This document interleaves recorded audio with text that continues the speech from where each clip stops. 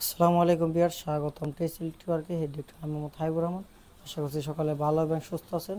তো আজকে আপনাদের জন্য নতুন একটু ভিডিও নিয়ে হাজির হয়েছি। তো ভিডিওটি হইতেছে যে আমাদের যে বাসাবাড়ি বা কলকারখানায় যে হ্যাভেলস ব্র্যান্ডের ইলেকট্রিক এসডি ব্যবহার করা হয় বা লাগানো হয় সেটা নিয়ে ভিডিওটি। তো অবশ্যই সব ভিডিওটি দেখবেন, দেখলে কিছুটা হলে বুঝতে পারবেন, উপকৃত হতে পারবেন। তো চলুন যা যাক মূল ভিডিওতে। তো ভিডিওর শুরুতে দেখতে পাচ্ছেন এখানে হ্যাভেলসের এইচডি বক্সের কার্টন। তো এখানে দুইটি, একটা হইতাছে দুইটি আর কি, একটা হইতাছে 8 TPN, একটা 16 ওয়ে। তো আমরা এখানে এই 16 এর মানে 16 হ্যাভেলস এইচডি বক্স, ওটার ভিডিও আগে দিয়ে আছে, চাইলে দেখতে পারেন ভিতরে কি কি দেওয়া থাকবে এবং কি কি কোয়ালিটি। এটা হইতাছে এই TPN 8DD DB MCB RCCB box আর কি। তো এটাকে আমরা যদি সিঙ্গেল ফেস হিসেবে ব্যবহার করি তাহলে আমাদের এই 32 হবে আর কি। তো এটা আমাদের যেখানে লাগাবো এখানে আমাদের সিঙ্গেল ফেস হিসেবে ব্যবহার করা হবে, মানে সিঙ্গেল এমসিবি হিসেবে ব্যবহার করবে, এখানে 32 হবে। আর যখন এই থ্রি ফেসের হিসেবে ব্যবহার করা হবে তখন 8 হবে আর কি। তো সেটা এখানে বোঝানো হয়েছে। তো দেখতেই পাচ্ছেন উপরের ম্যানোগ্রাম এবং কোয়ালিটিফিকেশন। তো যারা হ্যাভেলস ব্র্যান্ডের এসডিবি দিয়ে কাজ করে থাকেন তারা অবশ্যই জেনে থাকবেন এটার কোয়ালিটি বিষয়। তো তারপরে আমরা দেখানোর জন্য ভিডিওটি করা আর কি। তো এগুলা কিভাবে জাম দেওয়ালে লাগানো হয় বা ইনস্টল করা হয় নিয়ে ভিডিও দিয়ে আছে, চাইলে দেখতে পারেন, বা আমরা নতুন ভিডিও দিব। তো টিএসএল নেটওয়ার্কের সাথে যারা আছেন তাদেরকে অসংখ্য ধন্যবাদ। তো এবং নিত্য নতুন যারা ভিডিও পেয়ে থাকেন তারা অবশ্যই আমাদের কাছে এবং ভিডিওর কোয়ালিটি অবশ্যই জেনে থাকবেন।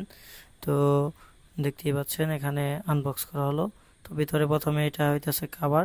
তো এটা এখন আর কি আপডেট মডেল করছে, এর আগে ছিল একত্র ফিক্সড করা আর কি, তারপর এটা নতুন মডেল করছে আর কি। তো এটা দীর্ঘদিন যাবৎ করছে আর কি।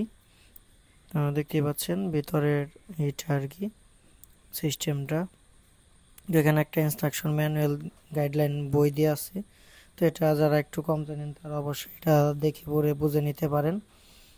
দেখতেই পাচ্ছেন, এবং দেখতেই পাচ্ছেন যে এসডিবির আগে এটার উপরে আর কি একটা কাভার দেওয়া থাকতো না, তো এখন এটার মধ্যে কাভার দেওয়া হয়েছে যাতে সিমেন্ট বালি টালি না লাগে আর কি, এর জন্য।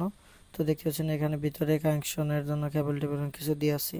তো এটা আমরা প্রথমে খুলে এগুলাকে সাইড করে তারপর ড্রেসিং করে নিব, কারণ পাইপিং এর জন্য যে যে খাঁজ কাটা লাগে বা কেটে সাইজ করা লাগবে সেজন্য ড্রেসিং করে নিব। তো এগুলো আমরা খুলে আলাদাভাবে রেখে নিব, সিমেন্ট টিমেন্ট না লাগে, লেগে নষ্ট না হয়। নাট নুট যেগুলো খুলে যায় আর কি সেগুলো সবগুলো খুলে নিব। তো এটা হইতাছে নিউট্রাল বাসবার। তো যেটার এখন যেটা নাট খুলতেছে এটা হইতাছে আর্থিং বাসবার আর কি। তো এটা সমস্ত নাটগুলো খুলে নেওয়া হলো যাতে জং টং নাটে না আসে। অবশ্যই সকালে ভাবে করে নেবেন কারণ পানি টানি যায় এতে সমস্যা হয়। তো এখানে যে ফুটা টুটাগুলো এগুলাও ট্রেপিং এর মাধ্যমে কষ্টিপ করে নেওয়া হইতেছে যাতে এখান দিয়ে সিমেন্ট টিমেন্ট না লাগতে পারে আর কি। তো এর জন্য দেখতেই পাচ্ছেন সমস্ত ফুটাগুলো খুব ভালোভাবে কষ্টিপ মেরে নেওয়া হইতেছে, হোয়াইট কালার টিপিং করে নেওয়া হইতেছে যাতে কোনো সিমেন্ট বালি না ঢুকে বা পানি না ঢুকে এর জন্য। তো এদিক দিয়ে সিমেন্ট বালি ঢুকলে ভিতরে অনেক নোংরা হবে। তো যেটা আর্থিং বাসবার ওটাকে সুন্দর করে টিপিং করে নেওয়া হইতেছে, দেখতেই পাচ্ছেন। তো দেখতে পাচ্ছেন এখানে খুব ভালো করে টেপিং করে নেওয়া হয়েছে। তো অপোজিট সাইডে এভাবে টেপিং করা লাগবে। দেখতে পাচ্ছেন এখানে ছোট ছোট করে একটু একটু করে দিয়ে নিতেছে কারণ এগুলো তারপরে খোলা যাবে না, দেখতেই পাচ্ছেন। তো কাজটা কেমন হলো অবশ্যই যাদের ভালো লাগবে তারা অবশ্যই কমেন্ট করে জানাবেন এবং আপনাদের মতামত জানাবেন। কারো যদি কোনো কাজের আগ্রহ থাকে ওটাও আমাদেরকে জানাবেন। তো এরপর আমাদের খাবার টাবার ভরে যেগুলো পরে আর কি লাগবে এটা সুন্দর করে প্যাকিং করে নেওয়া হলো, যেটা পরবর্তীতে লাগবে এখন এটার কাজ নেই। তো জাম দেওয়া পর্যন্ত যে কাজ। তো এখন আমরা সাইডের যে এই শিটটা সেফটি কাভারটা ওটা খুলে নেব, কানেকশন কাভারটা। এরপর এগুলা কেটে নিব যাতে পাইপগুলো আর কি ঢুকে, অনেকগুলো পাইপ যেহেতু বসানো হবে এর জন্য। তো এদিক দিয়ে যেটা সাইড দিয়ে নেওয়া হইতেছে এদিক দিয়ে মেন লাইন ঢুকবে আর কি, এর জন্য মানে দুইটা এসডি বক্স বসানো হবে এখানে, একটা আইপিএস এর জন্য আলাদা, একটা মেন এসডিবি। তো দেখতে পাচ্ছেন আমরা সবসময় আইপিএস এর জন্য আলাদা এসডিবি করে থাকি,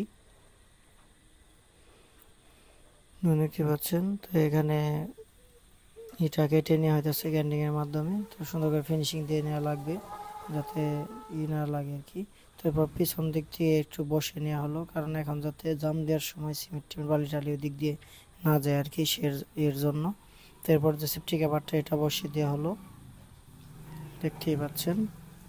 তো এটা পরবর্তী ধরনের প্লাস্টার মাস্টার করা হবে বা এরপরে খোলা হবে। তো ভিউয়ার্স, আজকে এ পর্যন্ত। সকালে ভালো থাকবেন, টিএসএল সাথেই থাকবেন এবং সাথে থাকার জন্য ধন্যবাদ। আল্লাহ হাফেজ, আসসালামু আলাইকুম।